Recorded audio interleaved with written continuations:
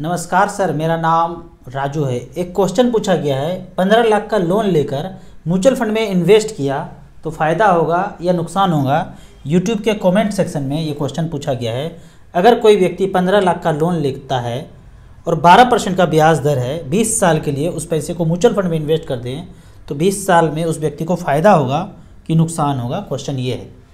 तो पहले तो ये देखते हैं कि 15 लाख जो लोन लिए उसका EMI 12% के रेट से कितना होता है। तो यहाँ पे देखते हैं EMI के कैलकुलेटर में, यहाँ EMI पे गए और 15 लाख रुपया लोन लिया 20 साल के लिए, 12% का दर है तो 16,516 रुपया EMI आता है। यहाँ पे 15 लाख लोन लिया 20 साल के लिए लेंगे, 12% का रेट है तो 16,516 रुपया EMI जाएगा। वो तो जाएगा बाद में, अगले महीने से जाएगा। अभी 15 लाख मिल गया।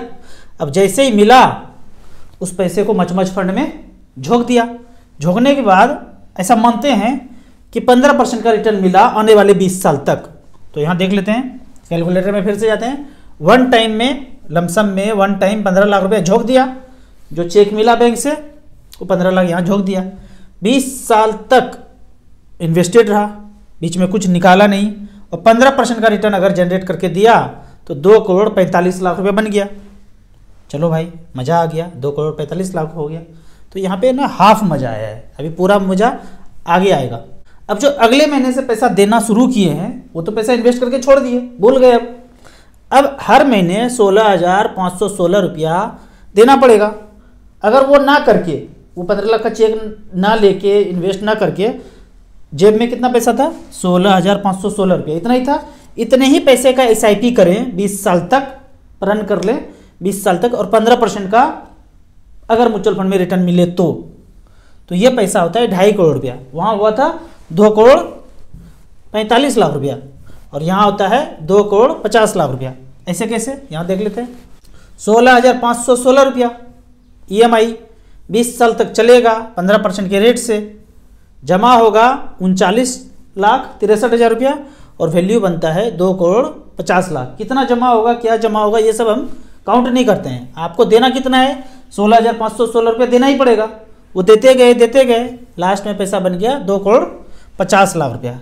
तो ये सोचना कि फ़ायदा होगा कि नुकसान होगा, तो यहाँ पे आंसर आता है कि लंबे समय में नुकसान होगा। और ये तब है जब 12% का रिटर्न है।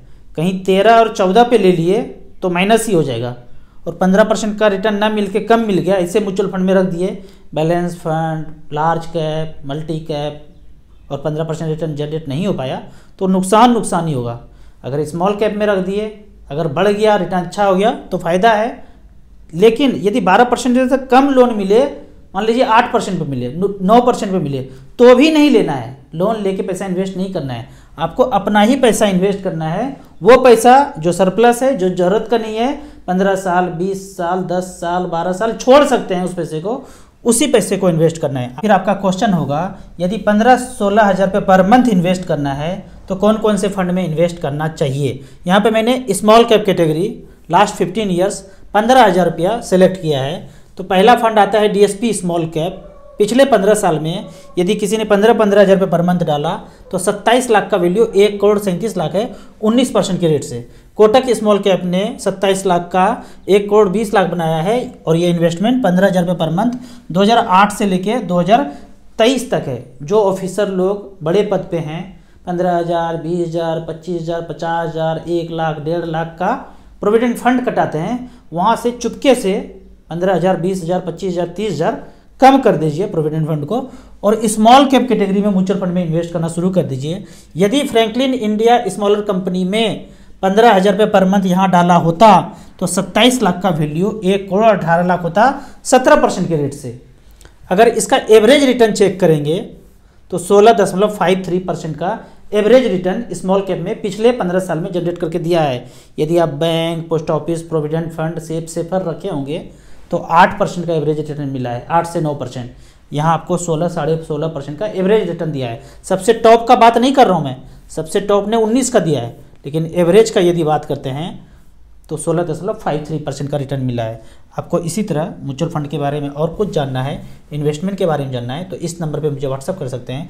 आपको म्यूचुअल फंड में इन्वेस्ट करना है तो दिए हुए ऐप में रजिस्ट्रेशन करने के बाद हमसे जुड़ सकते हैं। वीडियो अच्छा लगता है तो व्हाट्सअप यूनिवर्सिटी में दोस्तों के बीच इसे जरूर शेयर करें। यूट्यूब पे देख रहे हैं तो लाइक एंड शेयर जरूर करें। आपका कोई क्वेश्चन हो तो कमेंट सेक्शन में ज़रूर पूछें। Thank you so much.